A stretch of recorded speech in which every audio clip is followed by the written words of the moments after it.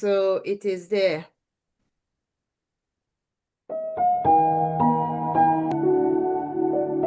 Yeah.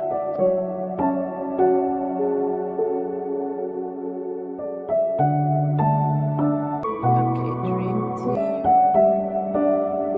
Okay. I'm checking to see when Dr. D will start running. We still have 4 minutes, but you can just go on YouTube and check as well. I just opened my other phone and I don't see it yet. Yeah, we have 4 minutes to go. Welcome everyone. Oh my goodness, it's another weekend on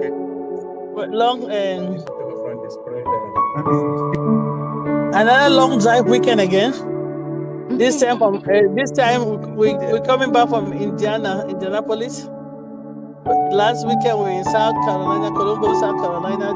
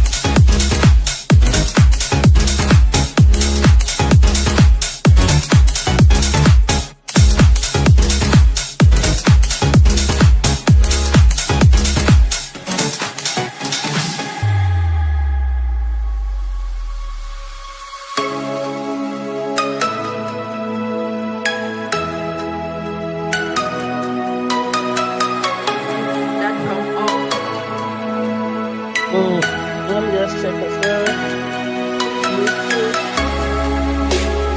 No, YouTube is on, Kanla. It's counting down. YouTube is on. I'm not seeing home. The YouTube is on. They're counting down. Okay, it just shut. Okay, it's just starting on my end.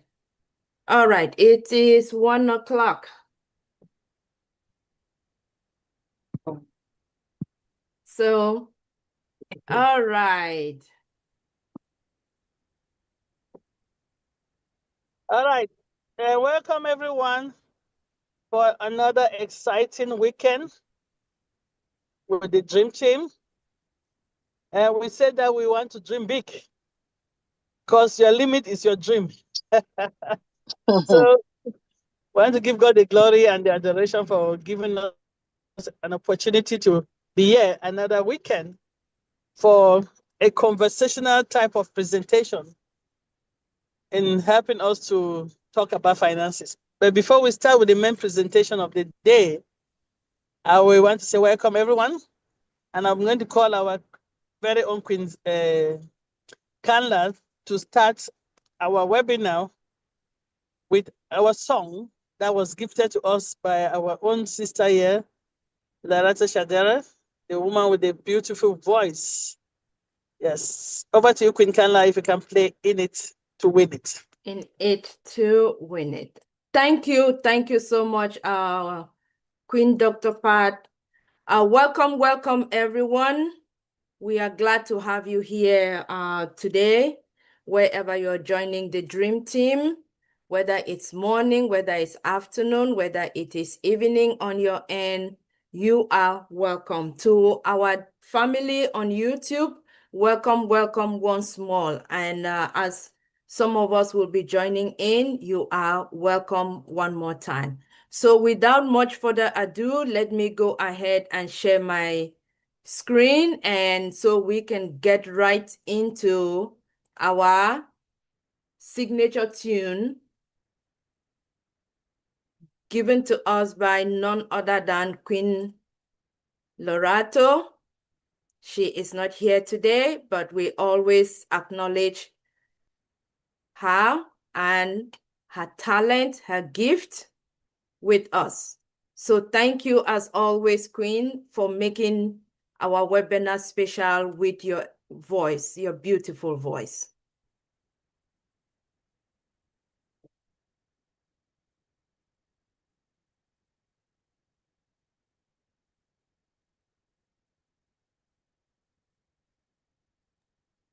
Queen Kanla, can you share the sound as well, please, when you share?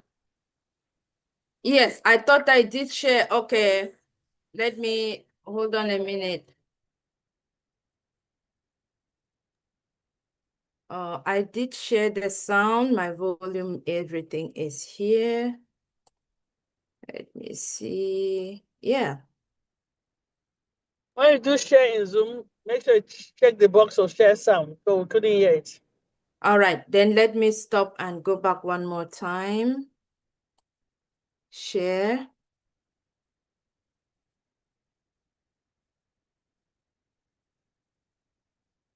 Share screen.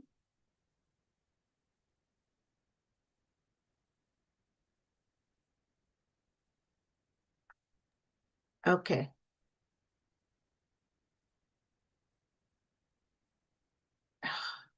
Now I don't seem to see where it is. When I share my whole screen. Look at your bottom, look towards your right side. Either look around. When you do share screen, look at your right. There will be a box to check sound. Okay, Bottom left or bottom right. let me make my screen full screen. I had initially checked that button a long time ago, so but right now, oh my, I thought I had this figured out before now. Please bear with me.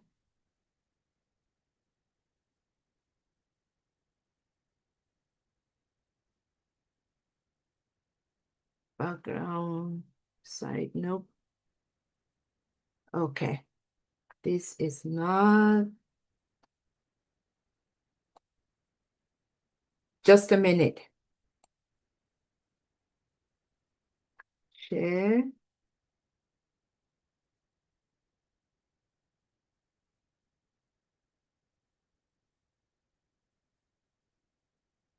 Share my screen. For some reason, I do not see where that sound is, Sister P. Check your bottom left as well. On the Zoom screen? Yes. Where you say share screen, look bottom left. Where you do share screen, before you do share again, you see it. Okay. Let me go back. Screen share. At screen share, look whether you see anything like sound. Click it before you do share. Shared sound. It was, all right, seen it. Thank you. No problem. Somehow it unchecked. Good. All right, thank you. Sorry for keeping everyone waiting. All right, we are ready to go.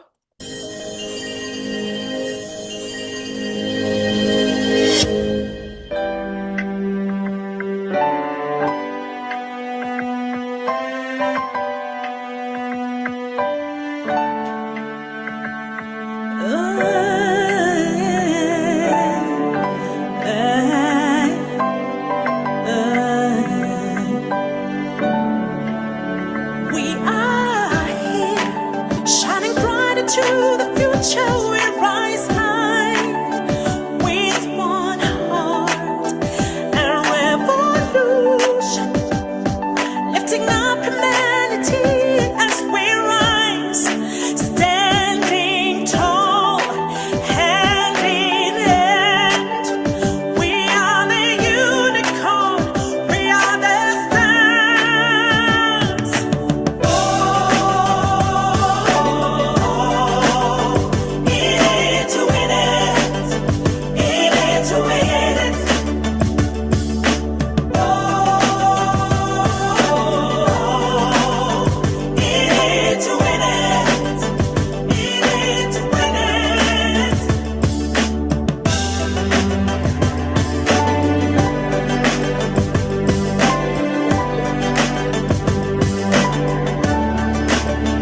Bringing hope, shining the light. We're a nation, we are rising with one love, with one goal, bringing solution, lifting up humanity. Let's rise high, standing tall, hand in hand. We are the unicorn, we are the stars.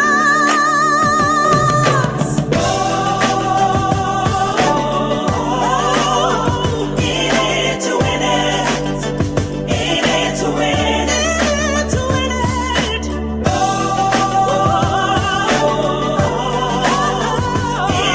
to win it. To win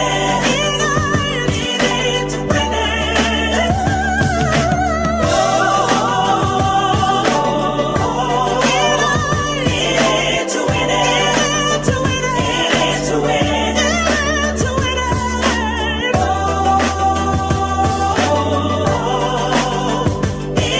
To win it, to win it, to win it. Standing tall.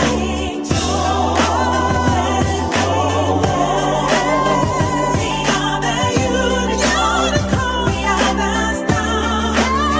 Standing strong, standing. We are the unicorn, we are the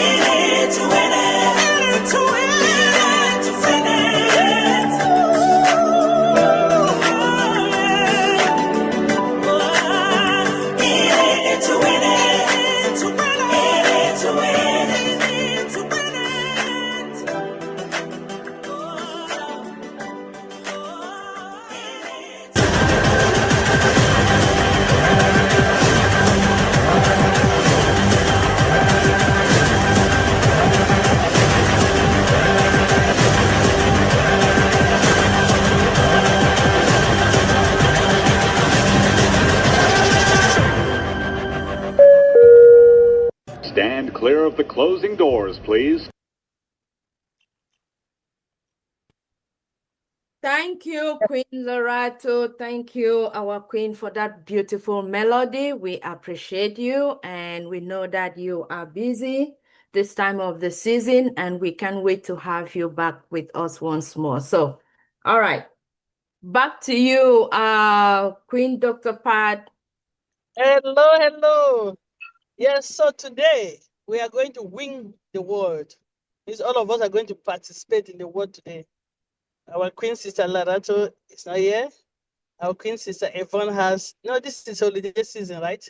So they had they're blessing people with their presence somewhere. And our queen Mama McCormick has been away for a while, just joined today. So I want to talk about contentment spirit. And why is this very important? Especially during this season of festivity,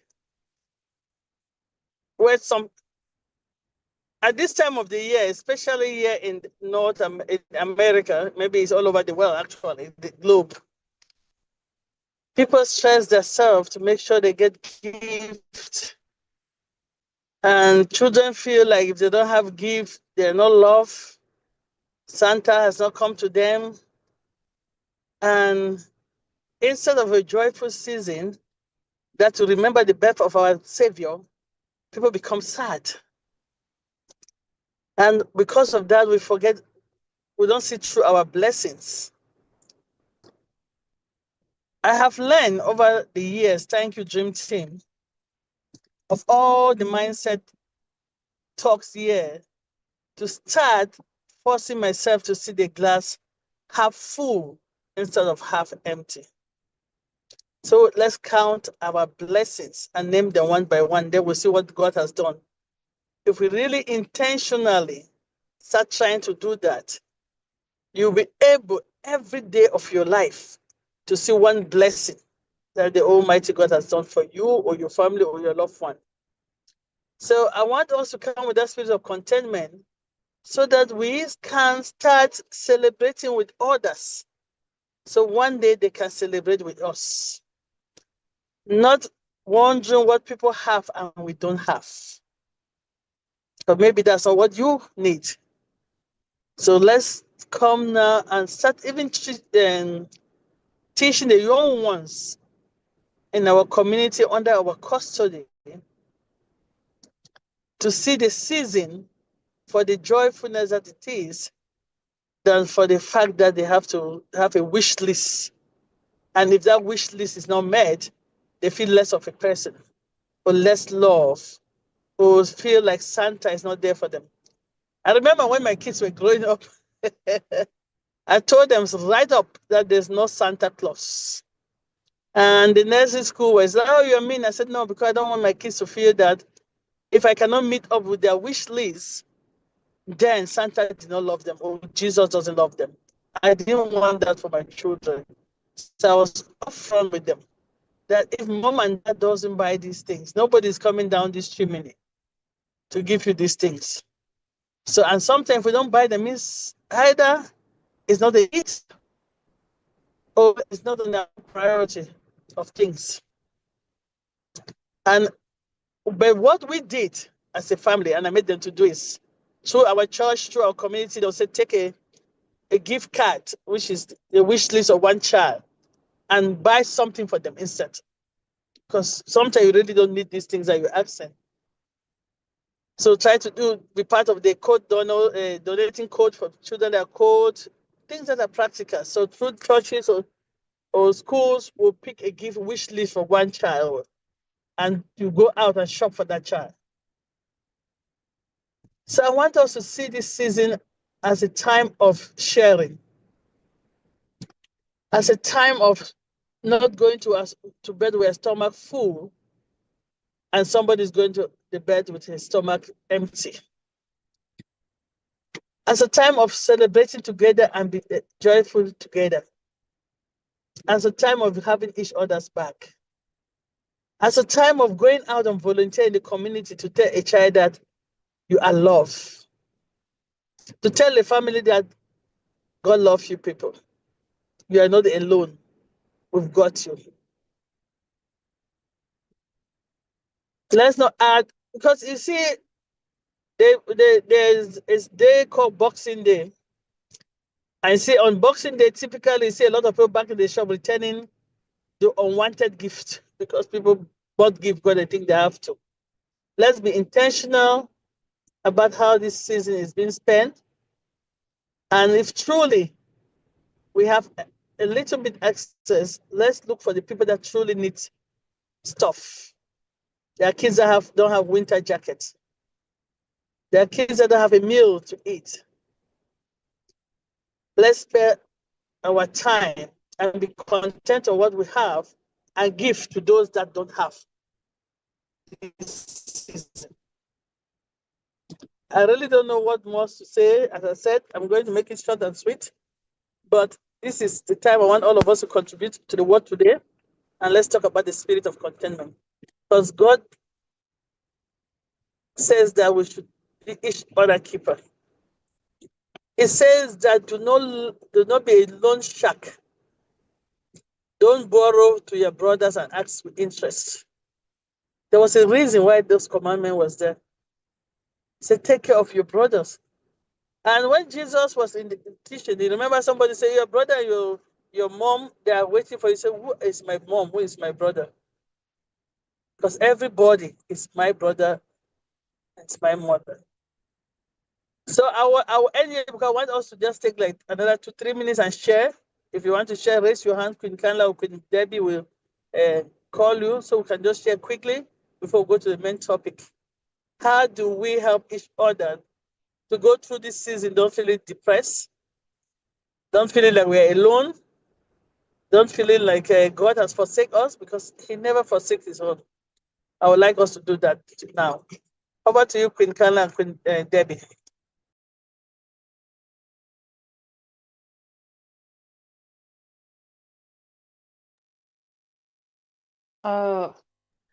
Greetings, family. It's so good to hear your voices. Thank you so much. You're on the road and you're still dedicated as always. I just wanted to share a little bit to today. Let us be grateful for what God has given us, those of us who are here and our families.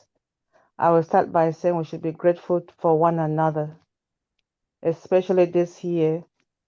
And we should be grateful for people who are in our lives. That means our neighbors, our extended families, and our communities.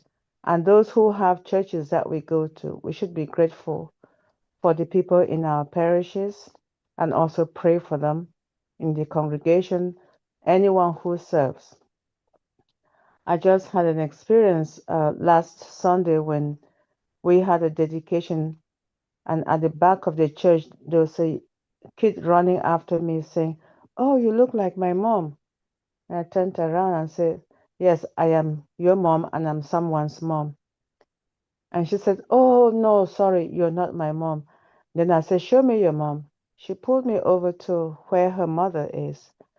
And we were just standing by the Christmas tree. And the Christmas tree had ornaments on them. And those ornaments were actually, as Sister P was saying, the ornaments had wishes inside. The announcement was made, but this child, she's 5 or 6. Yeah, I asked her name. Her name is Paris, and her mother's name is Gladys. So she said, "What are these?" The mother explained to her. She said, "I want 3." And I said, "Can you explain to me, Paris, why you want 3?" She said, "One for my mom, one for my little sister, and one for myself." Then I said, "Okay, can you get one for me?" She said, "Don't you have children?" I said, "Yes, I do." He said, "Why don't you take for them?" So we ended up living with 6 of those cards. And I got mine. It was to put whatever the card says. You make that wish come through. Put it in an envelope, and then they were all were taken back to church and given to those people who sent those wishes. So this is just to say, even if you have a child, as Sister was saying, for people who do not want to encourage that, you can always go to church and share the little you have with people in your lives especially if you belong to a community called church, because not everybody goes to church. So that's a little I have for today, and it's such a blessing hearing everyone's voice. Thank you. Back to you, Sister Kanla. All right. Yeah, thank you so much, Queen Sister Debbie. I mean, that is absolutely right what you're saying, because in my own community, I am also experiencing that, not only the immediate African community, but as well as my church community, where we have under the Christmas trees in the gathering space before you go there. There are ornaments, and even there are baskets full of little papers with different gifts that have been put into that basket. And that is the Christmas wishes of many people, many families that will not have the opportunity to have someone bless them, to have someone be able to share something with them. So in the spirit of Christmas, as Sister Pat has said, everyone is being encouraged. Pick up 1, 2 as you can. And then by the Sunday before Christmas, you bring back the gifts and you put under the trees. And those will be handed to children, to families who will have the opportunity to receive those gifts that left to themselves, they may not be able to have those gifts. So in the spirit of Christmas, at least some families, they will also receive joy, and they will feel belonging, they will feel loved, and they will be thankful that yes, they are in a community that cares, they are in a community that loves. And so if we can equally do that within our immediate families, though things are difficult, but at just reaching out to each other and letting each other know that we are there, we are thankful for them, then that is equally something worth celebrating. That is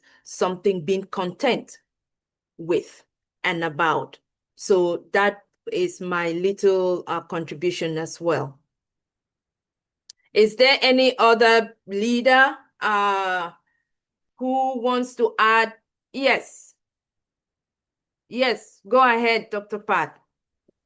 Thank you. Please, let's do a quick sharing before we go to the meeting. This is a very kind of challenging times in the world, because the way that we have secularly take what Christmas meant, right? And I'm talking about contentment for us that we don't need more, and we should take what the little that we have excess and share with other person, share the love. Correct. And I just want to say that if we, as I started, I say if you look deep every day, there's something that you can be thankful for. It's something that you can say, thank you, Lord. And before I forget, sorry, I'm going to kind of digress a little bit. I just want us to put the families in Brown University in prayers. There was a shooting at Brown University over the weekend, I think yesterday, and a couple of students lost their life. And how did I find out? Because I've been really out of the news. I had a scary call asking where my niece is. I'm like, why would you be asking where she is? She's in school. Anyway, long story short, come to find out that there was a shooting. But I just want to thank God for preserving her life and my nephew's life that was in the same school. But at the same time, I just want us to put the family that have lost their loved one. Kids were preparing for their finals for the end of semester, and this gunman had access to go around the libraries and open fire. So let's, in this spirit of celebration, people are having this type of pain. Let's just put that Brown family together in our prayers as well. But I'll digress a bit, because it's during this festive period, and some people will be looking at their Christmas tree and say, where's my child? So put them in prayers. And let's give another 2-3 minutes for the discussion, then we can go to our presentation. Back to you, Queen Kanla. We can coordinate. I don't know whether anybody has this in the chat. Then we can read it. Well, since we're praying for people in the world, there was also a shooting in Australia this week that, in a synagogue. So we should have those. About 9 people were killed. Oh, Thank you. thank you for sharing that. Debbie, for sharing that. This is a very, very difficult season. And it shouldn't be. It really shouldn't be. But it is. So let's keep just keep an eye on our community so people feel love. I think that's what we're trying to say. So people can feel love. All right, back to you, Queen Kanla. All right, thank you, Queen Dr. Pat. Thank you so much. All right, anyone else who would want to share a little bit before we get into the discussion for today? I don't see any participation in the chat. Feel free if you have anything to add in the chat for today, and we will be able to read it aloud. All right. If that's the case, sorry, today my sister is wearing multiple hats. Queen Debbie, can you introduce our speaker for today? So Oh, our lovely sisters. You have a way of doing things. We have a wonderful person who's been with us in this family, supporting each team, supporting everyone in everything that we need. Rain or shine, she's with us, and that is Queen Kanla. When I say she's with us, it means she is there when needed to do anything, and she's the best and fastest learner you can imagine. She has a wonderful background in human resources, and she researches and provides anything in every aspect of human resources. If you get through Queen Kanla and you ask her a question, if she doesn't answer, she'll tell you, I will come back to you, and she definitely will. So anything she has to share, know that she has done a good research, either based on our request or something that she has come across and believes will help our community. Please, let's welcome our sister, Queen Kanla, as she presents to us the topic of the day, which is for you to pay yourself first. And I'm sure it's not necessarily financially. It could be in every regard, but let her open that Pandora box and share with us. Over to you, Queen Kanla. We love you. Welcome. The microphone is yours. Wonderful, wonderful. Oh my goodness. Queen Sister Debbie, I'm honored and humbled by that introduction. Wow. I hope I'm able to stand up to that expectation to the best that I can. And today we all will be able to leave here more informed and more aware and be able to put into implementation some of the knowledge that we continue to learn on this, our forum. So I am about to begin sharing my slide, and please let me know if you can see it.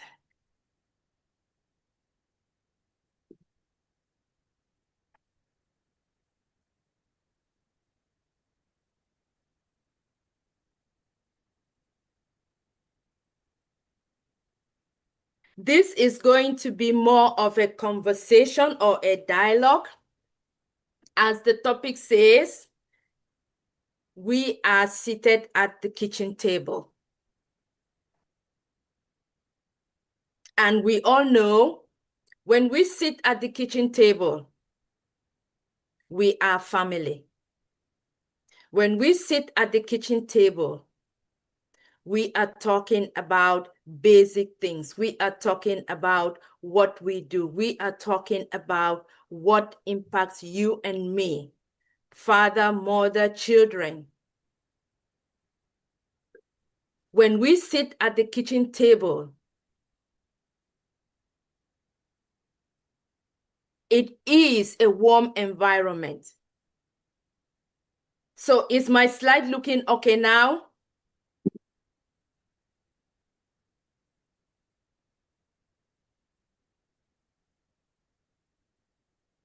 Queen Debbie, Thank you.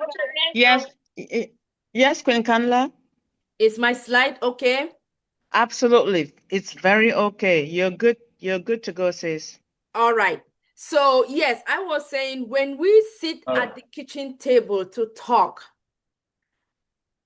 finances, I know this is a topic that is sensitive. This is a topic that is secret. This is a topic that some of us were raised not even being exposed to it.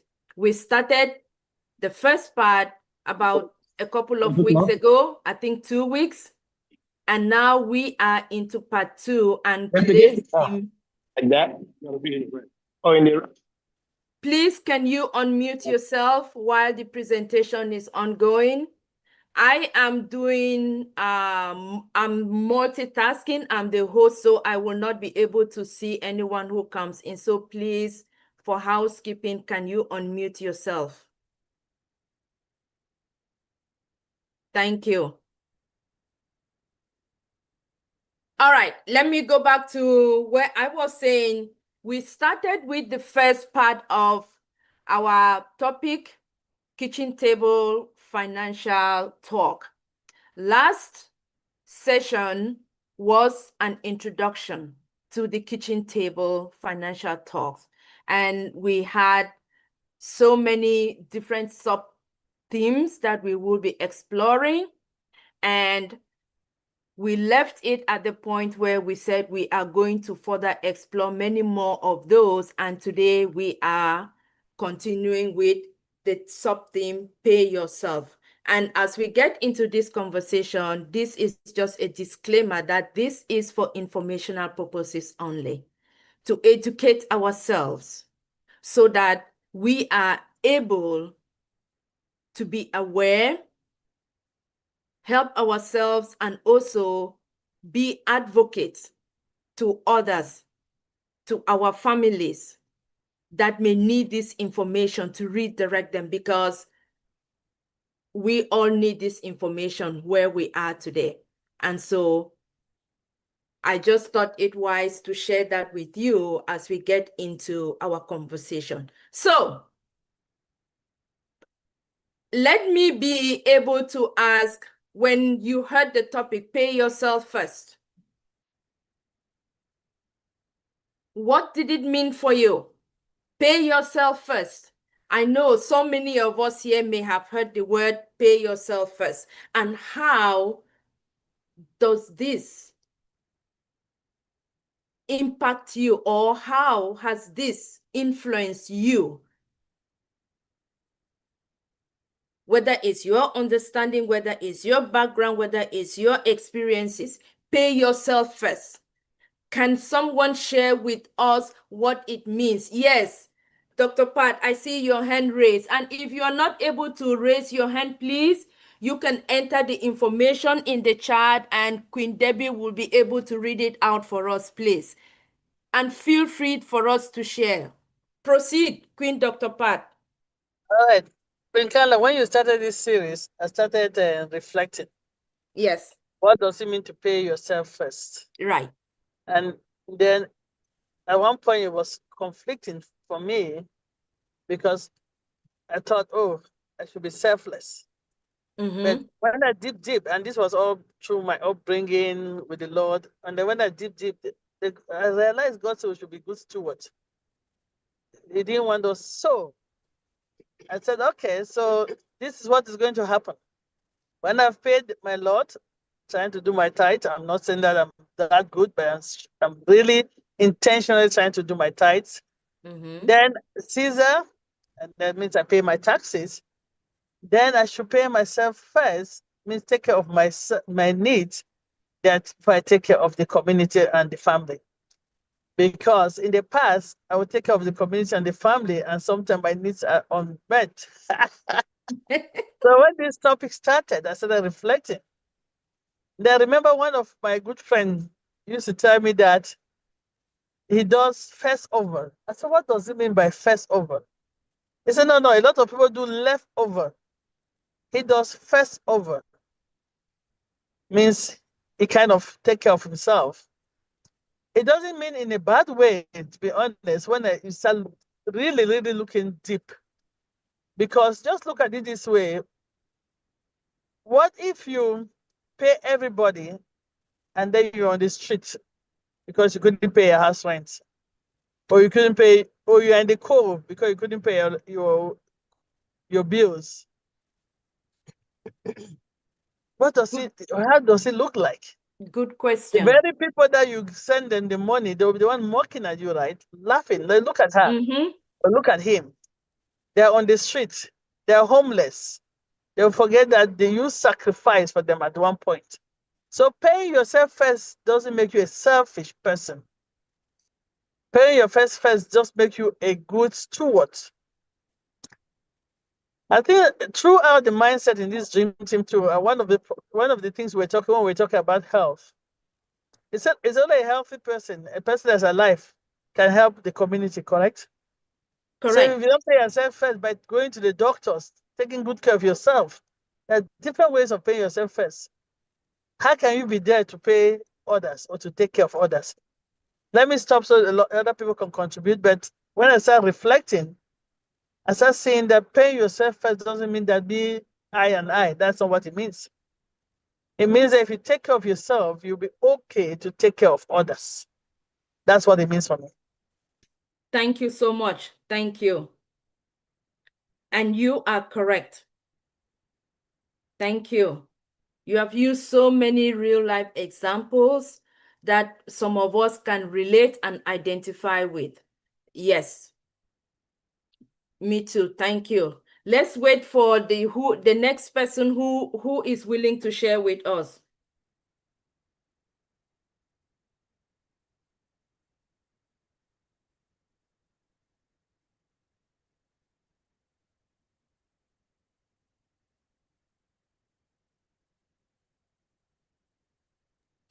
All right, Dr. John wants to share. Let's see whether we can hear him. All right, good. Oh, Dr. John, thank you so much. And that is my powerful mentor. That is the person to whom I give the thanks and gratitude for impacting me with the knowledge that I am able to share with you guys today. So thank you. Over to you. Okay, I thought I was going to be paid on that anyway. So now, when you said, when I got that topic and I came across this idea of paying myself first, it was kind of contradictory, because if you think of us when we work and you go get your pay slip or paycheck, especially those of us in North America, what you get is what has been left over, as you say, when they have taken the taxes, Social Security, unemployment benefits. And so to me, that concept of paying myself first did not really make any sense. But just as the last speaker just mentioned, sometimes when we listen to some of these concepts and we start to think about it, we realize it's just a mindset shift that we are being asked to do. Because, the human being is got one of those incredible capacities to adapt. And if we change our mindsets and understand how, again, I was listening to Dr. Pat talk, and I thought she was going to use an analogy that she uses a lot, which is when you're in the plane and the cabin crew are going ahead telling you how to put your oxygen mask, what do they tell you? if you're traveling with children or other people that need assistance, when the masks drop, put yours first so that you're able to help them. So paying yourself first could actually mean paying yourself when taking care of some of those basic necessities to make sure you are in a good position to help others, even after the taxes have been taken, or actually looking at it in one other aspect. Many of us are looking forward to January coming. And if things are lucky for you, you may have a pay raise. And if you have a pay raise, guess what? Our human instincts are to go out and get those things that probably we didn't really need, which we had been looking at. But then, if you actually are like many of us who have just been struggling to survive, we did survive the year with what we're having. Now you then have a $10 a month or whatever increase. And what if that particular increase that you have, you say, oh, last year I was able to survive without this. Now I've got this extra $10. Let me actually pay myself, which means I keep it somewhere or I set it aside and keep it for some of those things that I had always been dreaming that when I have enough, I will save money to do X, Y, Z. You could actually go and pay yourself first with those little increments that we have, and that would make a lot of difference long term if you actually adopt that mindset shift. So just as we are able to actually switch from very hot summers to cold winters, if you also have a situation where your finances go up a bit, really use that idea of let me set this excess aside for myself than just go and just splash it across the world. So those are some aspects of pay yourself first that when I listened to this topic, I thought about other than just the finance piece of it.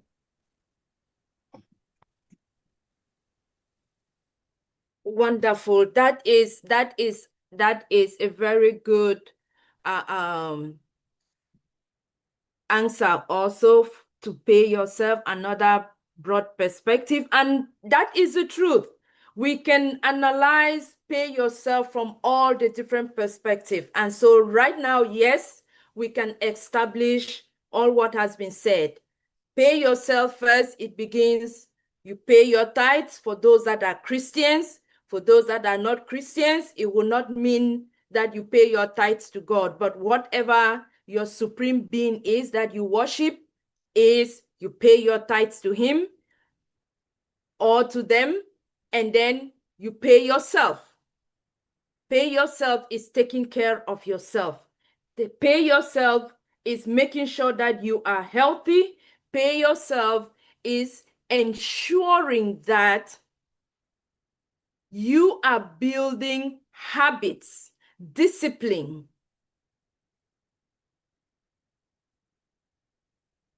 In your life when it comes to your financial freedom for tomorrow. You're doing today, you're planning today and building today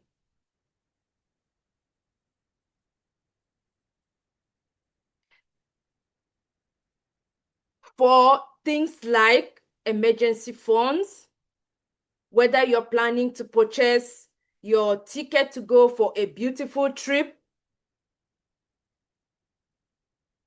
and many other things.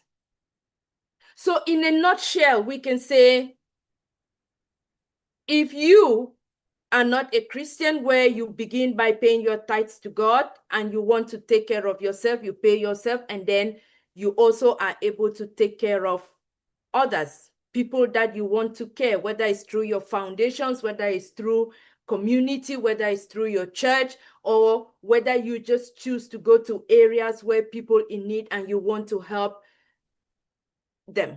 That in another way is you are extending that pay yourself by helping other people.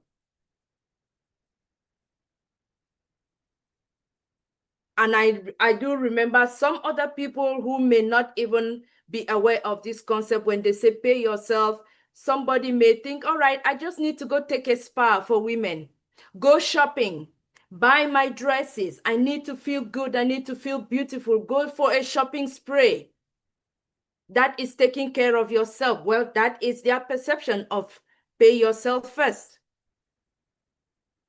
But when it comes to financial education and financial knowledge, financial awareness, all of these things do not operate, or all of these things are not isolated. They are all together in one circle, and they come full circle because all of them are aspects of our daily lives and we do all of them. But now the question becomes, why do we do that? Or why do we pay yourself first? Why is it that you need to pay yourself first? Because we have needs, because we have wants, because we have to pay those bills. We have families, we have friends, we have community. We live in a community, we live in a household. Why do you have to pay yourself? You pay yourself first so you are able to save, and you build these portfolios, or you build these income streams so that you are able to take care of your needs.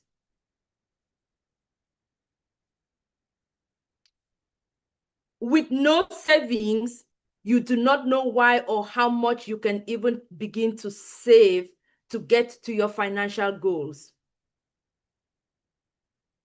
And when you lack knowledge of paying yourself or financial education in general, you also lack the strategy for a financial future.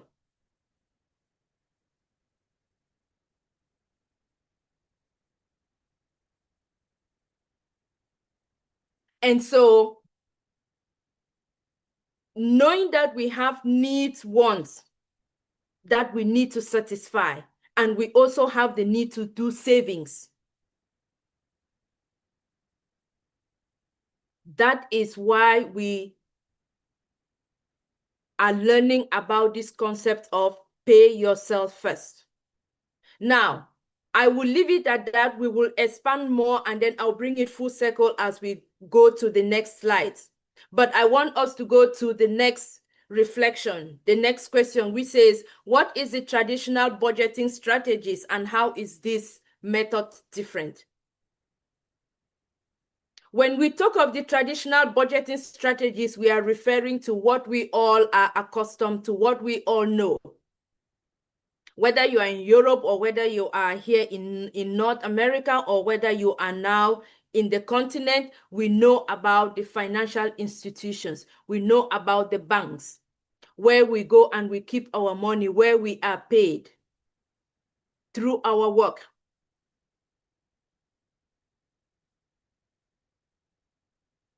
This is the traditional budgeting strategy that we all are taught, and that is the method where you exchange your hours for income, you're paid, and when you're paid at the end of the pay date, for some who are paid bi-weekly, some who are paid semi-monthly, or some who are paid monthly, you pay, your money goes to your bank.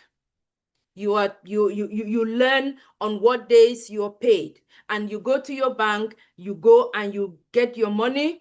If you need to do withdrawal, you do withdrawal. You have your card, your bank card, where you can now use it to do purchases, or you use it to pay your bills. That is the traditional method. That is what we know. But is that the only way? including savings. We know that we have checking accounts, we have savings accounts, we have investment portfolios within the bank. You are advised, if you meet with a financial advisor, to have all of those within your traditional budgeting financial institution. That is what we are taught. But is that the only way that you can be able to pay yourself at the end of the day, after you have earned your money or after you have earned income?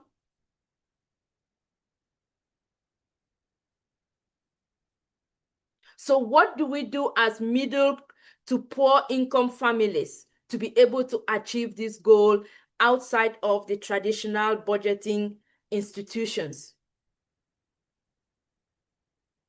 Do we have other options that may be better than what we know? And how can we achieve these goals? And this is where we are bringing this conversation that how to the kitchen table. Because in our household, to be honest, how many of us ever sat on the dinner table? Whether it's breakfast, whether it's lunch, whether it's dinner, and have this conversation with our parents about the concept of paying yourself first. As we become engaged adults and we get into our professional careers or when we begin work. Pardon me, I just realized a typo on the screen. Kitchen table. It says kitchen. So I apologize for that.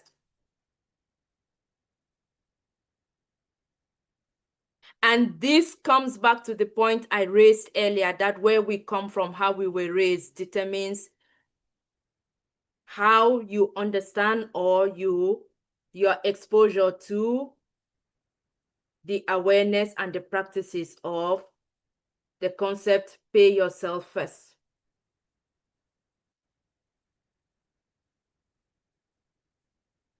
When was the last time you paid yourself first?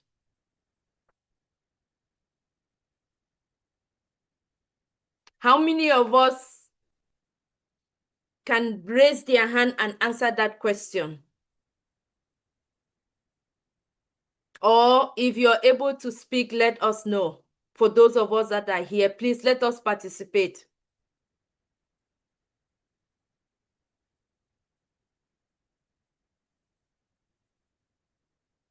Or when was the last time you visited a financial advisor to have a check on your finances? We are aware that our 2025 tax season is soon to begin. How often do you pay yourself first?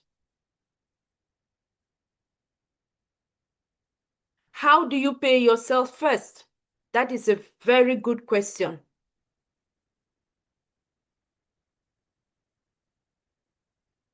And why should you prioritize paying yourself first? Why is it so important?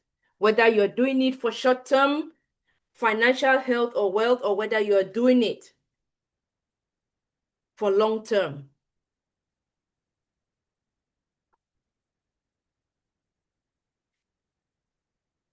We have different ways that you can pay yourself first. And we are going to explore this as we go further. One way that I personally have come to learn and I'm practicing is what we call the pay yourself first 80-20 rule in financial education. And then we also have the 50-30-20 rule. I'm sure some of us will be asking, what do you mean by the 80-20 rule? What do you mean by the 50-30-20 rule? Some of us may know, but for those of us who may not know, in financial education, when we talk of pay yourself first, the 80-20 rule, this is a rule that helps you to tell you that when you take your paycheck, you divide or you split it into 80% and 20%. Very simple, brought to the simplest level that anybody can comprehend, understand, not complicated. 80% of your paycheck goes to take care of your needs and your wants. When we talk of your needs, all of your bills, your mortgage, your car rent, all the things you need that are fundamental to our survival.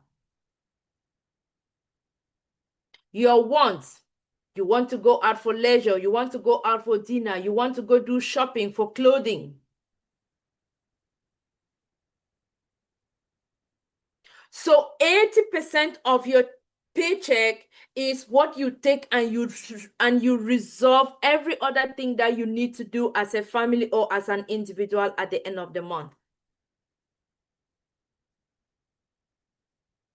And once you have paid off all of those, then what do you do with the 20%? You take the 20% and you save for yourself. Which comes back to the point that I think Sister Pat talked about. Oh, sorry, Queen Debbie. I do first over and not left over. Once you get it, take your 20%, pay yourself, and then use the rest of the 80% and you resolve all other things that you need to do.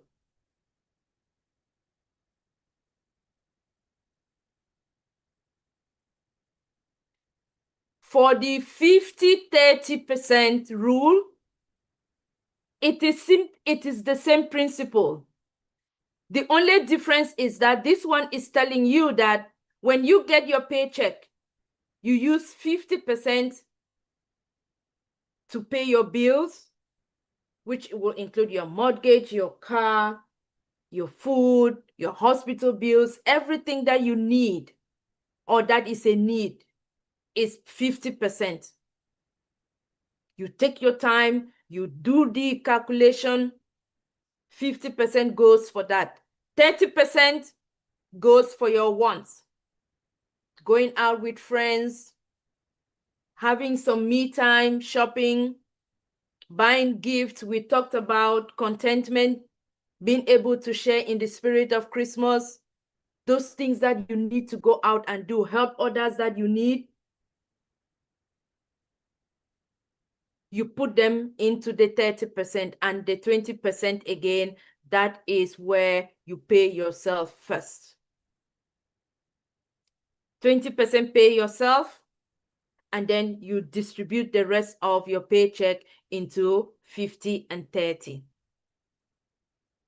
So you ask me why the two when the concept explanation is the same.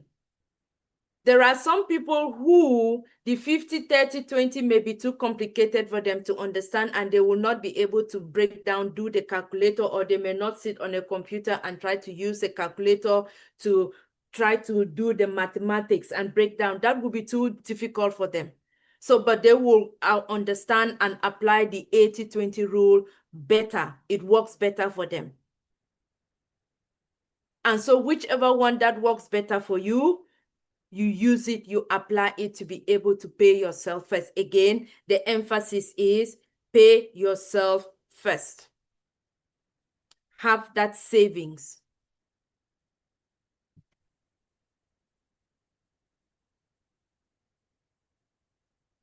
And we are not saying I should acknowledge that, yes, it will come with challenges, because we'll be thinking, okay, even how about if I am in an emergency right now and I'm not able to afford that 20% save, pay myself first. How about if I have extended families back at home? We heard Dr. Pat talking about where you get your paycheck and you spend it on others and you forget about yourself. And then you realize that you don't have anything to do for yourself. Yes, we acknowledge that there will be challenges. There will be difficulties in doing that. But again, we come back to the point of we are building habits. We are trying to instill some discipline. It's a mindset. Because you are looking at the bigger picture. Pay yourself first and you will be able to help others. Pay yourself first and you'll be able to take care of yourself and take care of others. Pay yourself first and you'll be able to take care of those needs and wants in the long run. You are planning and building your financial future.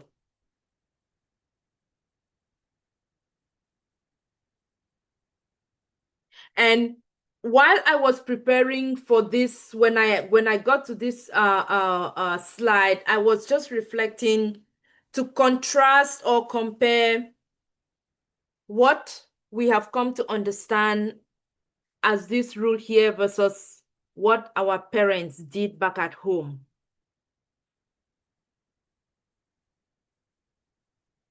And maybe Dr. John, you can chime in here.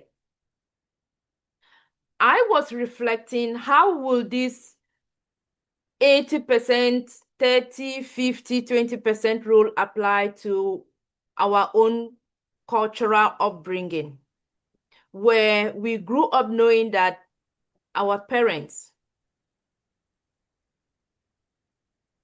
where our fathers had farms, our mothers would cultivate the farm, plant crops to feed the house and those that will go for sale, while the father will have a raffia bush, and at the same time they will have a kola nut farm, and at the same time they will have a fruit portion of the farm. And also for those who come from where we have the eucalyptus, which is a source of economic power, it's used as firewood and it is used for a commercial use as electricity poles. You were able to see some families where a father will have all of these things put in place, or coffee and cocoa. They divided all of these crops in different farms based on where they are and where they did very well. And as years go by, yes, as years go by, when the raffia palm is ready, he starts tapping his palm wine, getting his palm wine, and he sells or he brings and he drinks for himself. He takes out, he goes and sells. As years go by, he's harvesting his kola nuts.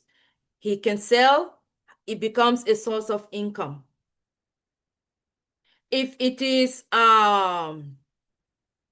for when it comes to whether it's the fruits for commercial sale or crops from the farm that our mothers cultivate, you have one for the home and you have the one that goes to the market for sale, and that becomes where they earn their income and they are able to save that money. So that compartmentalization of the different crops over their lifetime is thanks to some of those that they were economically able to put some of us through schools.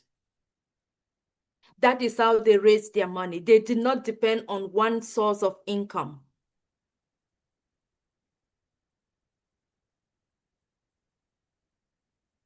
And at the end of the day, what happened when they are old, some of those farms are still there and they hand them over to us, like the raffia farm, the kola nut tree farms. We still, even when we have gone to school and come back and they are still there, they are still yielding fruits.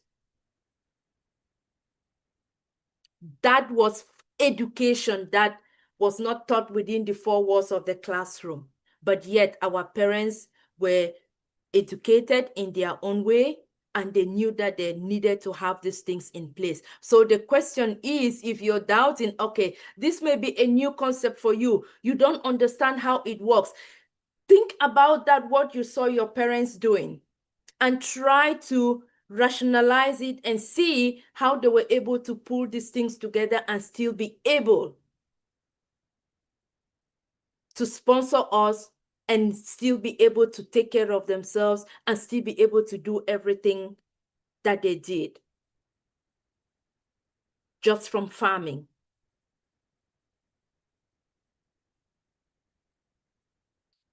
So that, I mean, Dr. John, if you have something to add, I know if you can, but if you can add later, that is fine. But that that was my reflection here. So you've packed a lot in here. You really packed a lot. The first thing, let me just go back to your 80-20 and the 50-30-20. Why some people choose one over the other. Obviously, the key word in whatever we do is discipline and consistency. Yes.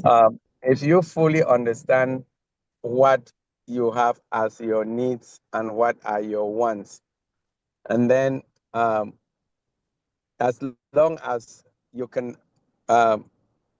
separate them and prioritize them, then using either rule makes life easier. But the problem is that many of us just see that everything is a need. So going out to eat is a need. Going to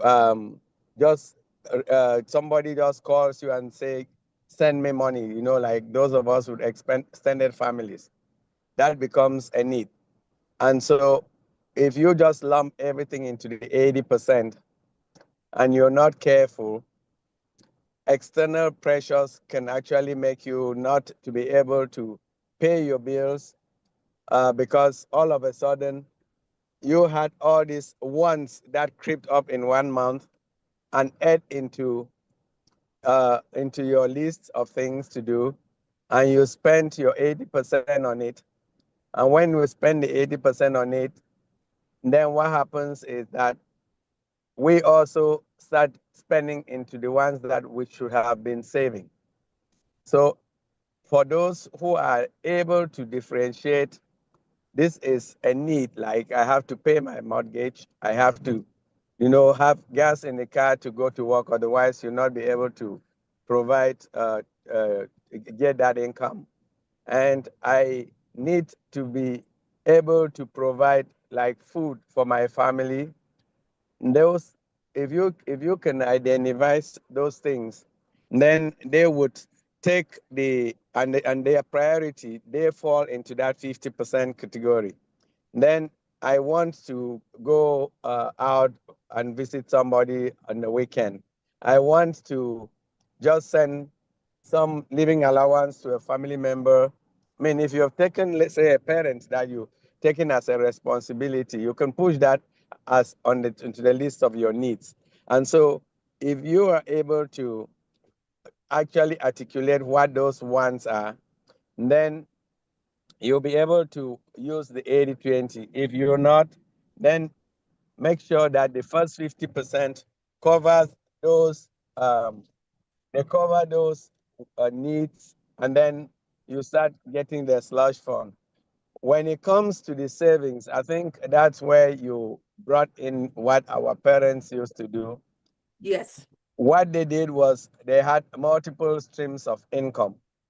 And Yes. through those multiple streams of incomes, they were able to satisfy some of the needs from those multiple streams. For example, if somebody was an agrarian person who did a lot of farming, either subsistence agriculture or even industrial farming, now that was part of their income, so to speak, but at the same time, the food that they prepared was there to provide the basic needs and of I have to feed my family, I have to make sure that my kids have a roof over their heads, and then after they've done that, they'll probably want to also satisfy some more of the needs and wants by converting some of those produce into cash.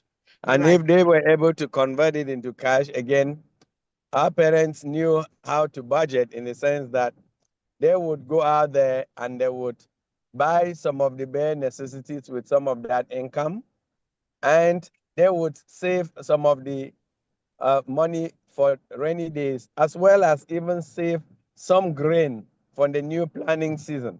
So Mm-hmm. they did that intuitively. They didn't have to sit and say it's 10%, 20%.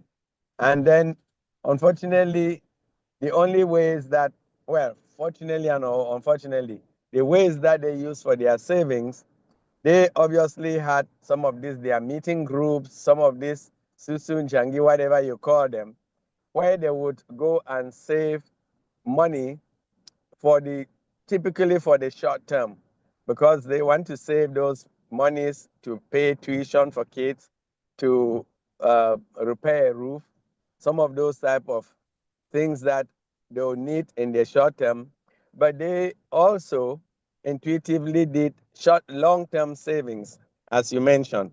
So if your father left the cocoa farm or a coffee farm or a cola nut farm, that was what it was, literally generational wealth that they had created. They Yes. benefited from it, and they then um, left it over to some of us. Um, and unfortunately, many of us now, we departed from that agricultural type of life and did not, is the same as you open a business and your kids never follow up on the business. Right. So you find out that even though some of us inherited those were not where we carried on working. And so some of those things have either been left with others, or so in some unfortunate situations, they had been sold or abandoned. So what I am hearing from your reflection is, yes, there is that need for us to be able to save.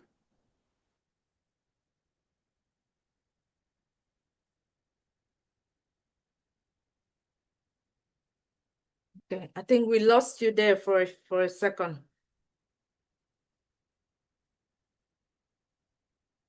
And they don't need your position has been eliminated. They don't tell you you're fired. They say your position has been eliminated. So, which is the same thing. But now, because we do not have those, it is incumbent on us to also make sure that in this risky world that we are in, that there is like a second stream of income, a gig, a side gig that can Yes. cover up for those emergencies if our positions are eliminated, even though they're really telling us that they don't want us. And then through that, we should be able to save both for the rainy day as well as plant our own cocoa trees or our own palm trees for our Yes. kids.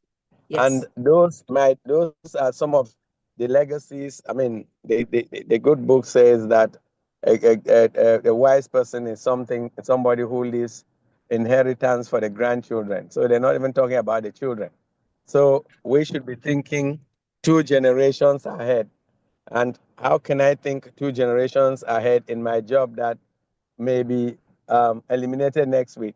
The only way to do that is to think of vehicles that you can put some of that your 20% saving into, that will convert into some sort of a legacy.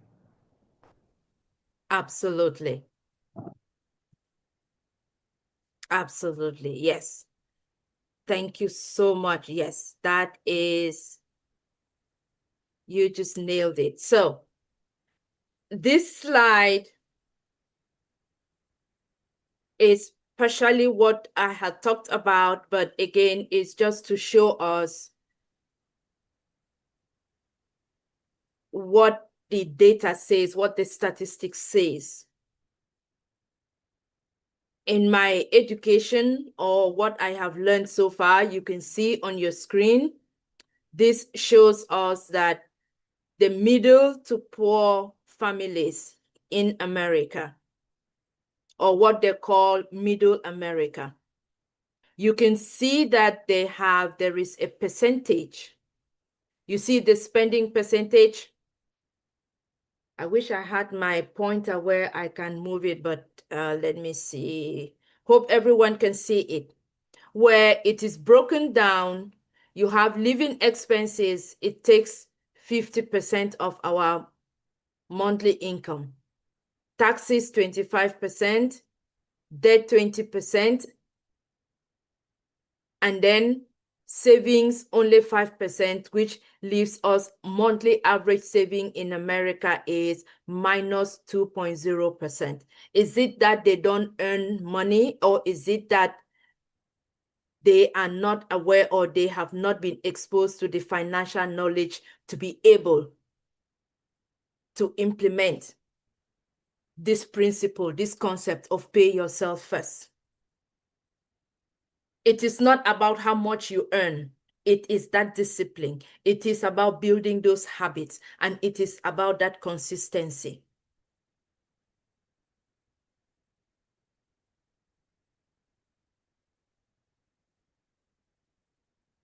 And then to the other side of the slide, now you see the other families.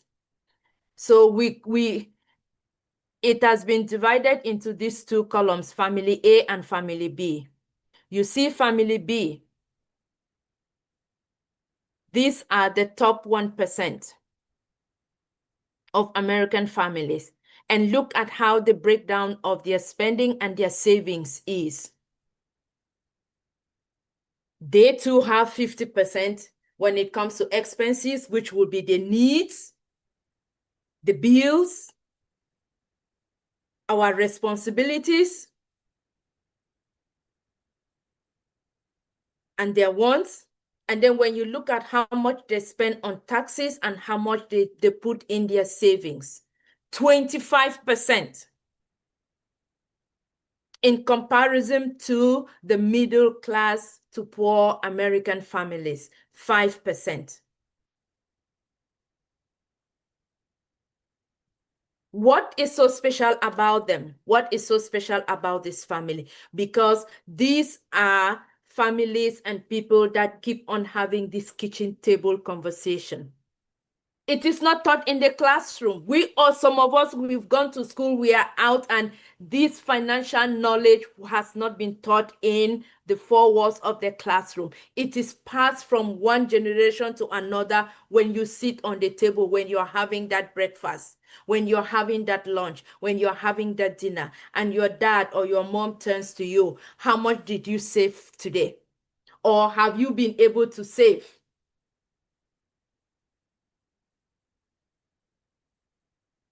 for this month or for this week? Or when was the last time you saved? Do you understand what you're doing and why you're doing it?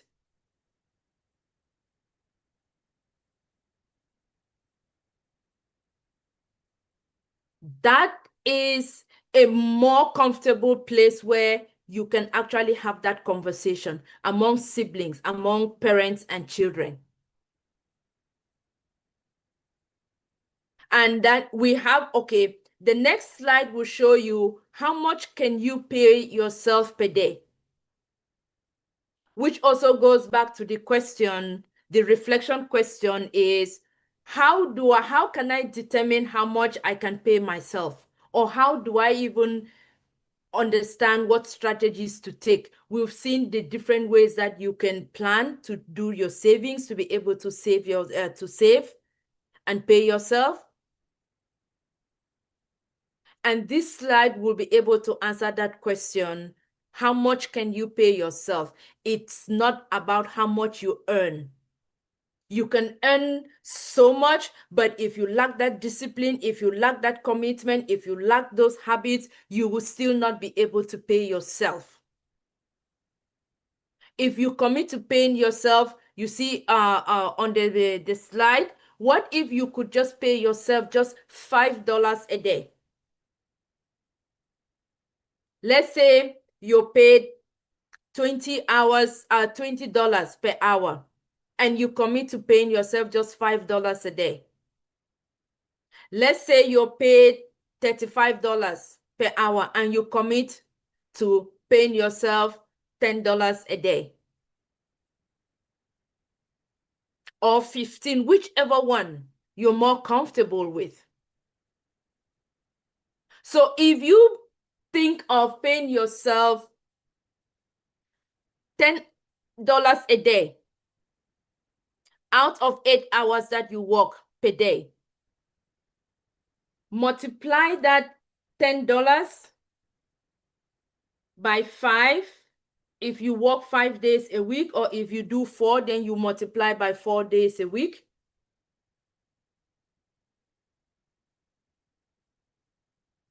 Five days a week will be 50. And then if you multiply by 4 weeks, how much will that be?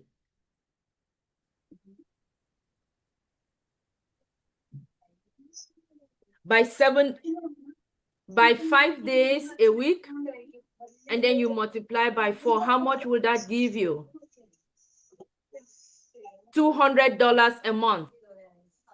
But if someone came and told you that you need to save $200 a month, what will be your immediate reaction? No, I don't have monies. I have bills to pay. I have to go out. I need to take care of this, my parents. Oh, I have these other needs. I have these other wants. Because you see that money in one bulk and it is heavy.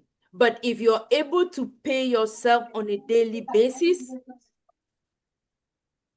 and that money is directed to be withdrawn from your account, just like you pay your bills immediately out of your account, the 50% that immediately that paycheck hits your account, it is taken out. Also, let that $10 be taken out of your account immediately you get that paycheck, so you don't get to see it. But at the end of the month, you realize that you're saving $200 every month. Multiply that $200 by 12, which is 12 months, and see how much you'll be able to save. Now, this will be a whole another concept that we will explore later, which is going to come down to the compounding power of time. But for now, the point I just wanted to show here is, if you pay yourself each day using $5, or you commit to paying $5, $10, you can still be able to pay yourself and successfully have savings for you. And when we fail to do that, then I brought in this slide just as a reminder to us that then at the end of the month, when you start looking, there is also an aspect of, we've heard about the taxes. Where is your money? You earn money, you pay tax. You spend money, you pay tax. You die, you pay tax. Everything here, for those here in North America, we know what it means. And so have you sat down and thought 1 second that you're paying this tax, which is automatically withdrawn also from your paycheck, just like Dr. John said?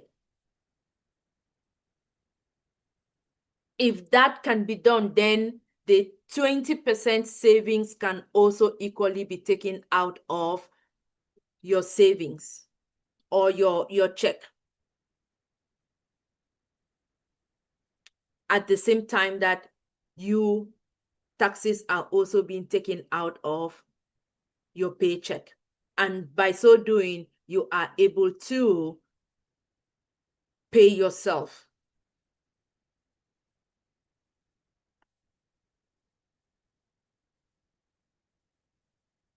As we come closer to the end of our conversation today, I just wanted to remind us that our financial independence is not a dream, it's a decision.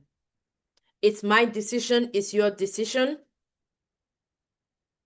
And I know we have many other financial educators or professionals within our platforms. You've heard from Dr. John.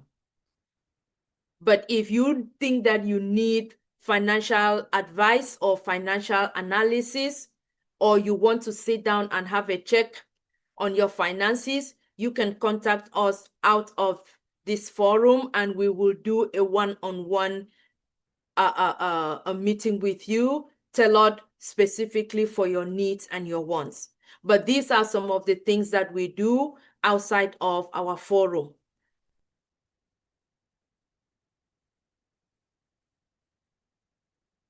And so I want to leave you with these thoughts in mind, or this mindset. Do you have the right mindset to be able to pay yourself first? Do you have the right attitude? Are you disciplined enough? Are you hungry enough to pay yourself first? What is it that really drives you?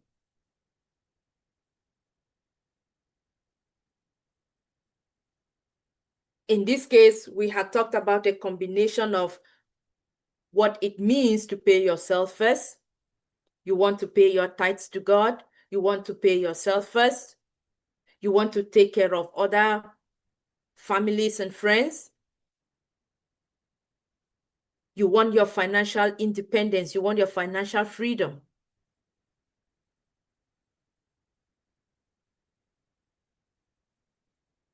Do you have that mindset? Or are you going to procrastinate after this conversation and you say, let me think about it? But then once we get into the middle of the week, you don't even think about it. You do nothing and you forget about it. By the time many other things come, you've forgotten about it. We use the analogy of the doubting Thomas also, where you need other people's approval. Are you a doubting Thomas, where you're waiting to see other people implement this mindset of paying themselves first?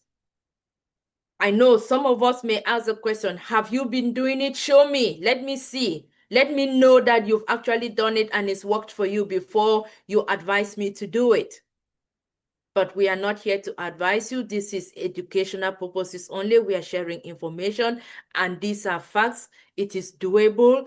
Will you be disciplined to do that? Or you're waiting to see some other person do it? Or you're waiting for some other person's approval before you do it?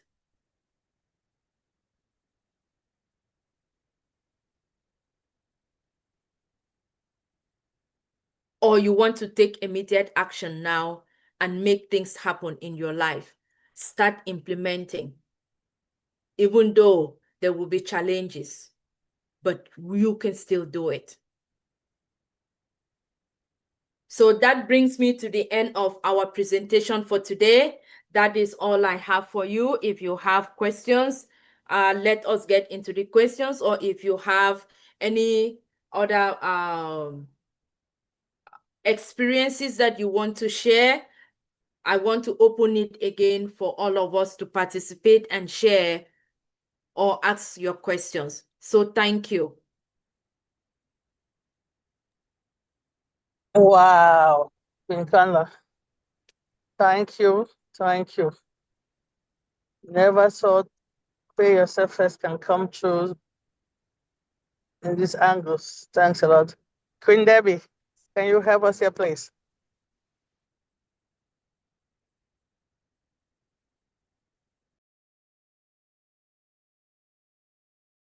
So we are at the point of addition. Queen Debbie, over to you. No, I'm waiting for you to finish speaking. No, I'm just saying that we are at the point now for question, for reflection, for addition, for any discussion point. This is a time.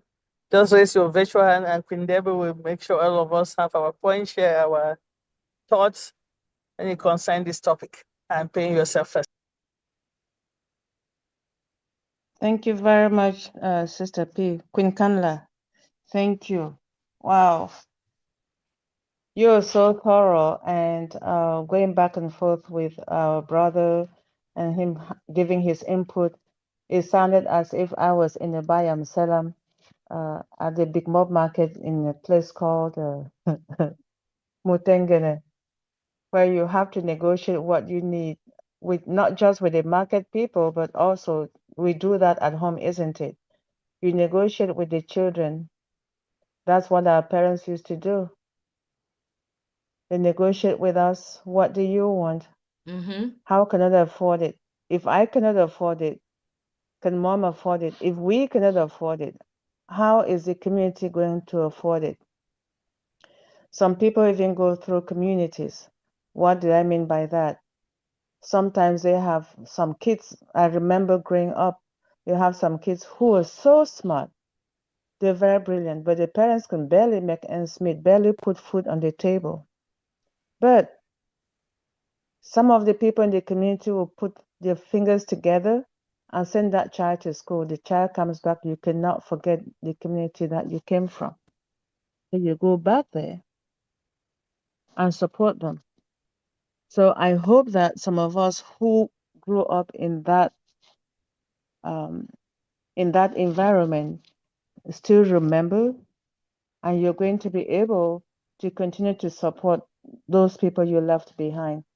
I know we do it, but as our sister said earlier, the people we're supporting, they look even nicer than we do because we're constantly working to send and forget that we have to take care of ourselves. And then the fun day starts. Oh, look at them. We shouldn't go that route. We should remember that we're doing it just because we feel that they need it more than we do. But is that absolutely true? I was in that situation as well, constantly giving, and I see them, the photos they post on the social media now, they're looking like, wow, they're living in Europe.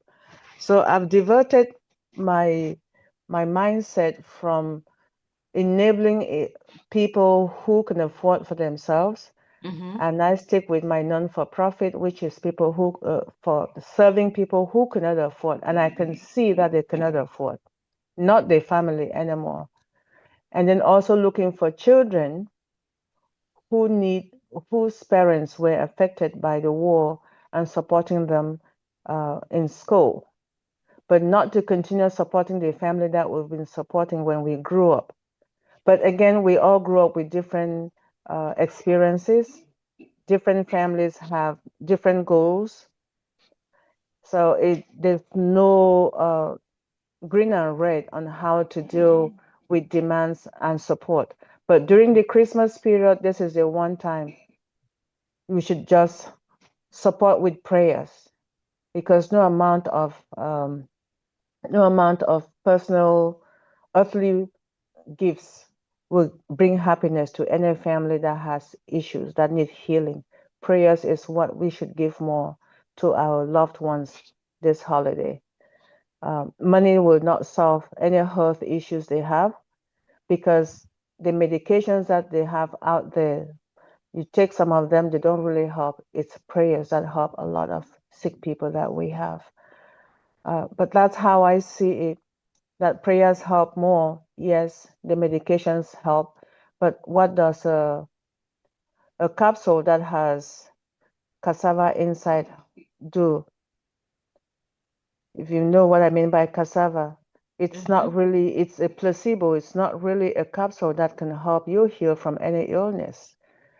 We should avoid some of those things. That's what is going out there. Oh, I need medicine, money for medicine. You actually are not buying medicine. Mm-mm. We should try to empower people who can help solve issues that are solvable in other parts of the world, rather than complicating it for us.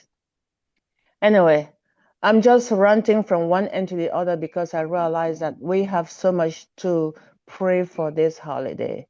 Let's pray that there should be people should be honest with themselves when they put out things in the market, especially things medication that will cure. In our part of the world, there's too many fake things there. We should pray that our families should be honest with us when they're asking for support because they don't know what we're going through. We should pray that people should not be working 3 jobs to send money to others when they take it and promise that they will build houses and nothing is done. We should pray that honesty should reign within ourselves, our communities, and our families, not excluding our friends and frenemies, because there's so many of them out there looking for us to fall down. And then they say, I'm going to see how you wake up. We pray Mm-hmm. for them too. Yes. So that's the little I have to add. Queen Kanla, back to you. Wow. Thank you so much. Thank you for adding that perspective. Yes, we will. We all will. Thank you. Hi, Queen Kanla Yes, Mama Edith. and family. I've been quiet because I've been learning and unlearning. It Yes. has really been a bit confusing for me, thinking that how it's kind of contradictory from, as Dr. P mentioned, the way we have been brought up. Mm-hmm. Putting yourself first was kind of not a really acceptable thing. You know, in our homes, when we grew up, when there's a visitor or someone who's coming from outside, you have to step out of your bed and let that person get onto the bed, and maybe you sleep on the floor. Now, I hear the point that you are making of why we should pay our pay ourselves first. Mm-hmm. But now it's kind of trying to uh, reverse what you had in your mind all along. But I think I hear, and I think it's learnable. And the Yes. more we talk about it, that example that was made by, I think, Dr. P or Dr. John, of what do they say on the plane? Put your mask first before Mm-hmm. you put the Correct. child's. And Yes. you hear the logic of Yes. it. It's a question of relearning and re-understanding Yes. some of these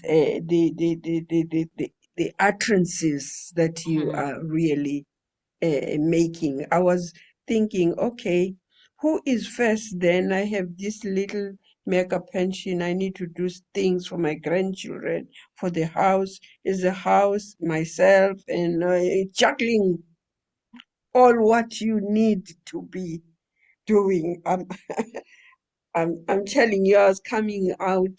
I went out after church. I went to do some shopping. Yes. I'm saying I'm shopping so much for food.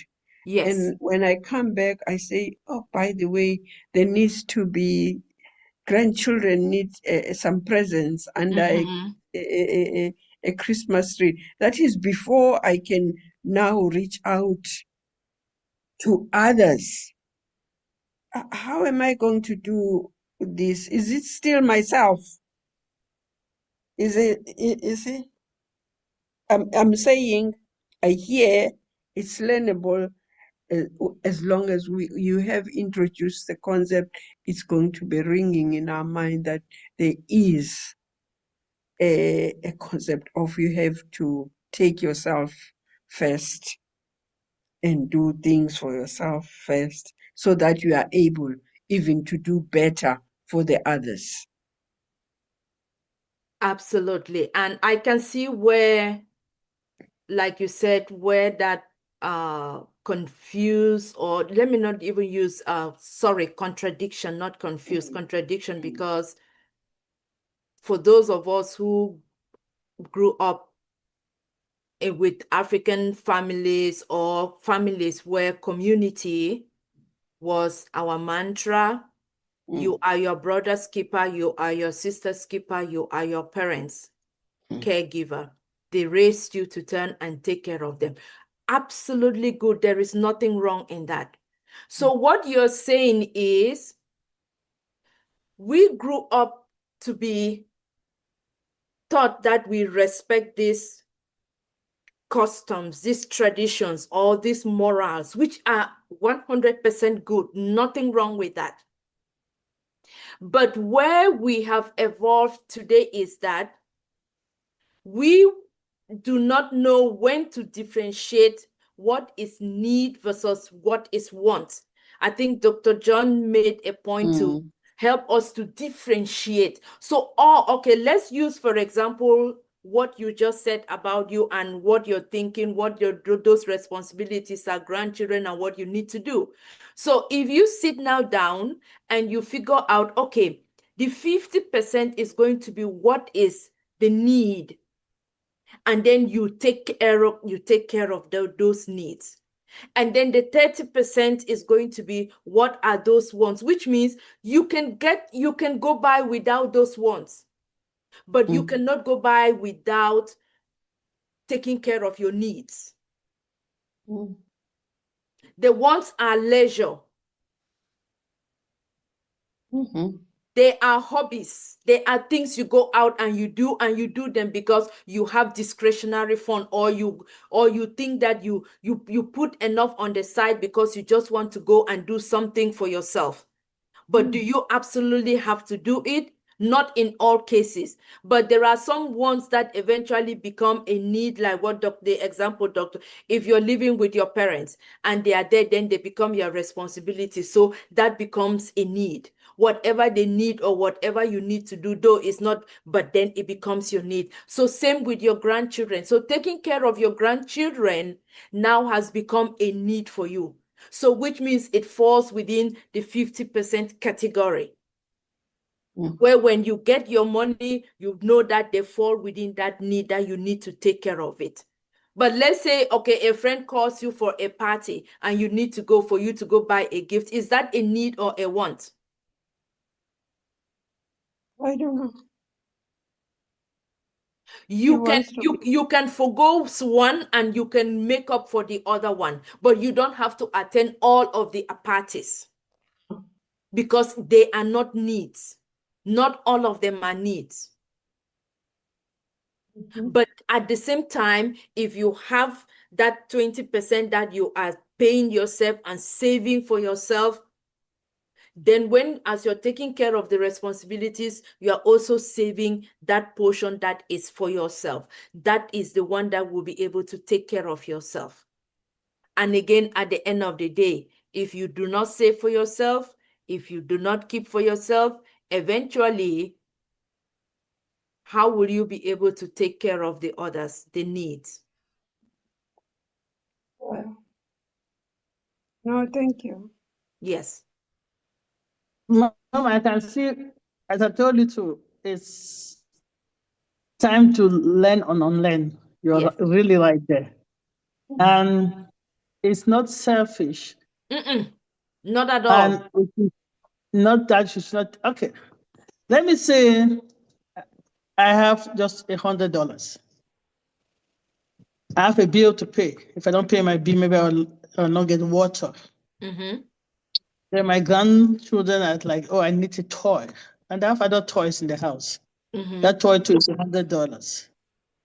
what I'll do first now with this, I will pay my bills first. And I'll sit down and say, okay, play with this other toy. When there's a time, we can get the other one. Yes. But before, what I would do is that, because I wanted my grandchild to be happy, Mm-hmm. I will buy them that toy and then try to figure out how I'm going to pay that water bill or something. I think that's what we're trying to, the Yes. mindset shift we're trying to get. Mm-hmm. And yes, we were all brought that way, that give your bed to a stranger. I think we're not saying that it's like in that situation, Mama, I will still give my bed and sleep on the floor for a stranger. But if I have a medical condition that I cannot sleep on the floor, I will not do that. I think we're trying to get that type of mindset Yes. shift. Because before, whether we have medical condition, we will say, no, a stranger has come to our house, it's not right. You give it. Yeah, right? your We give it. elders. And right, Mm-hmm. If Yes. get to the point that you yourself cannot maybe sleep on the floor because of one condition or another, Mm-hmm. to extend to them that make the floor comfortable with them, for them, with maybe duvets or whatever you have to make it comfortable. Because you cannot go that low on the floor right now because you cannot sleep flat or something like that. That's just another example. Are you taking the bed? It's not selfish. Is that mindset shift we were talking about? Yeah. We only talking about grandchildren. There are also sister-in-laws, mother-in-laws, and all that kind of stuff. Yes, involved. yes, yes, Ooh. Mama Mama, we're putting you all Edith. in the same bucket. Taking They're care of all in others. the same bucket. They're all absolutely. Sister Mm. Peace has said it all. Yes, and they're all. they just come and they want some money, Mm-hmm. and you have to do something. Mama Grace, I think yes, Sister Debbie as well, right? Human beings, the way I've seen it, because most of us here have been that type of a victim, especially when you have a giver heart, Mm-hmm. and you're one of the ones that might be perceived as doing okay in the family. Yes. When people start taking as an entitlement, Yes. that is that they are entitled for you to take care of them. You might not get a good house for you to just sit comfortable because you're afraid that, oh, if I go and try to get a beautiful house, they'll say, oh, we're out there and she's building herself a house. I'll get guilty. No, I'm changing my mindset. Right now, I don't have a home, the type of home I would like because of that type of mindset, right? Because I'm like, oh, why would I go and get a duplex if I can stay in one room and take care of my family? As Mm-hmm. the Sister Debbie says, and you turn, what happened? They've taken your money and they've bought a duplex for themselves. Right. And a lot of us are really, me too, I'm going to like just help people that are really in need. I might not know, I need to know them. Because yes, the Almighty God should help. But because of the family background orientation, we tend to start within our family and they have been abusive. Yes, they're very abusive. Yes, they are. So this is a mindset shift that we should think and say, okay, it's Mm-hmm. not their rights, it's not their entitlement, Mm-mm. but it has to be, I would rather take out of I tell my siblings, you don't give out of abundance. If I don't have abundance when I'm giving. But now I've decided to do that now for people that really need it because Yes. the family has come as if it's their entitlement. And before you know it, they are living in places that you cannot even afford. Mm-hmm. Then they turn my back, but what has she done? She's been in Europe for how many years? What has she done? Which is Yep. true. What do you But they have forget here? to see that, okay, I've sent how many people in school, through colleges, I've sponsored how many children, I've taken care of the parents, I've taken care of the grandparents. They fail to even put that in their little talks. But that shouldn't perturb us. But what we're saying is that it is not wrong to take care of your needs. That's what we're trying to say, your needs, before taking care of others' needs. That's why I Yes. always tell my kids, when we go somewhere, I'm hungry, I eat first. As if I don't eat, I cannot feed you. I cannot breastfeed you for nothing. Mm-mm. And they used to laugh. I think I was the only one that my mindset was shifted there, right? That's why Dr. John only brought it. I say that all the time. Nothing is wrong. Because truly, if you cannot take care of yourself and be happy, how can you take care of others? No. Yeah. Great conversation. Thank you, Dr. Pat. Absolutely. I mean, I have a story of another friend that I got to know who is here and is having some health challenges. And then they had projects back at home, like what Sister Debbie was talking about. Instead of focusing and concentrating on taking care of yourself here so that you get well, the little that you have to take care of yourself, you're splitting it and you're sending it back home so that the project should continue. Is there guarantee that you know that by tomorrow or in 2 months, that project back at home is going to get finished? You are not even certain of your health situation here, but you make the choice to send that money back at home because you want to finish that project. And why do you want to finish it? Because of the pressure. You want to finish it for your siblings. You want to finish it so that you want to show that you have done something back at home. But meanwhile, you are here and you are going through some health issues. It is time for us to change that mindset. Take care of yourself. When you're healthy, then you can continue taking care of those projects. And then, as if not too long after that, guess what? The money that was sent to continue the project, part of it was taken and was never actually used for the project. Back at home, it was used for something else. Yeah. And then they came back and sent the message again that they needed more money. Yeah. Yes, so the mindset, that is the mindset of pay yourself first, take care of yourself, and be ready for the rainy days. Build for yourself so that you are able to take care of others. And as we continue with the series, we are going to go into more details and break down more the concepts for our own understanding. So thank you, Mama Edith. Thank you too.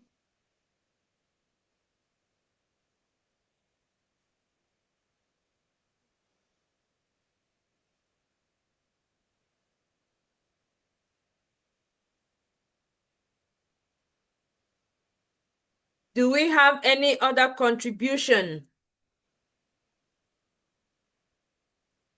I don't see anything in the chat.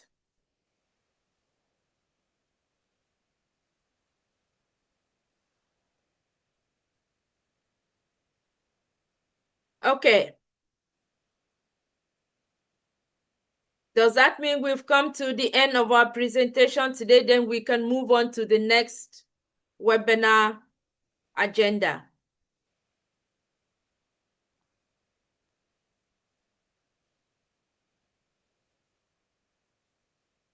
No questions in the chat, no hands raised. So then I may just, yes, Sister P. Queen Kanla, if you can just give us our take home from this or the discussion, then we can close for the day. Wow, absolutely. Well, the take home, I think we've said almost everything that need to be said. We are doing this to educate ourselves, to be aware of what we can do, a mindset shift for all of us here, which will be always remember that it is not about how much you earn to be able to pay yourself. It is you being aware, being informed, and make that decision that you are going to pay yourself.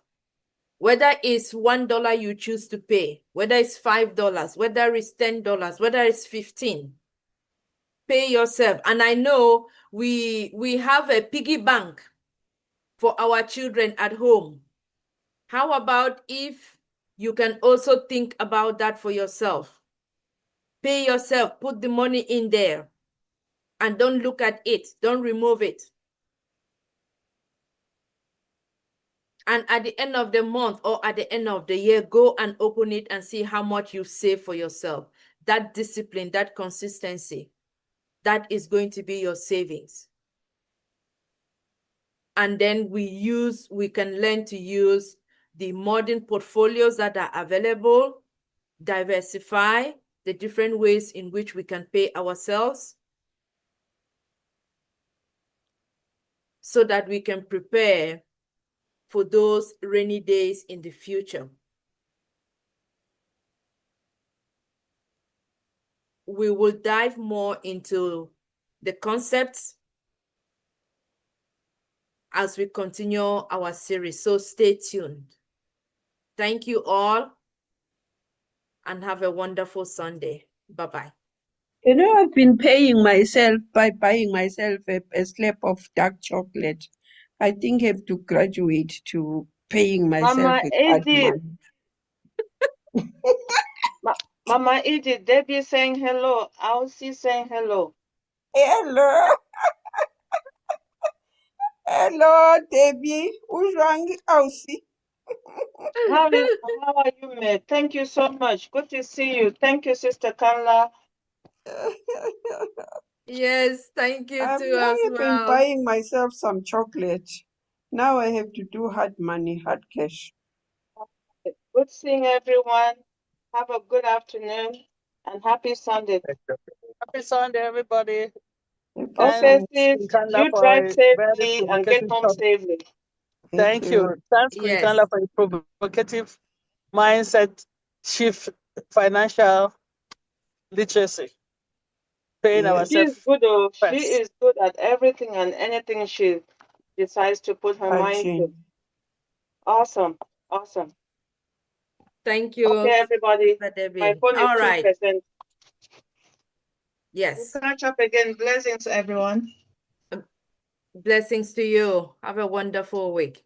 All right, Thank to you. our family, Sister P, do you want to close our family on YouTube, or we just round up since we are already saying goodbyes? Thank you, our family on YouTube. Yeah, just close the Sister Kanla and just inform the other meetings, please. Okay, all right. We have come to the end of our webinar for today. To our family on YouTube, we want to say thank you. We acknowledge your presence, your participation. We love you. We appreciate you being with us today. So thank you so much as usual. And we just want to remind ourselves of the webinars within the week. On Mondays, Dr. Derek, Mindset Monday, Dr. Derek and Queen Miriam. And Tuesday and Thursday, we have Deep Dive with Dr. Derek. On Monday to Friday, we have also webinar with our sister, the two Yvonnes. Be able to catch up with them if you are able to. And then on Sunday, we come back. Yeah, I think the only thing you need is to warm up your fufu, because I already warm up the German. Okay, Sister Debbie, we can hear you. You're You're welcome. warming up German. Sorry. All right. On Fix a Sunday, couple of we things are waiting here for my back salad to again warm up. with the deep dive. With the Dream Team. So we look forward to seeing you next Sunday with the next presentation. You have a wonderful week. We love you all. Thank you again. Bye-bye. Bye. Bye, everyone. Bye. Bye. Our leaders, we jump up to Yeah. a quick planning meeting after this. It will be quick and out. That's very quick. Yes. So, Brashagi, I see Brashagi was there. If he can send us the topic. Bye, everyone. See you.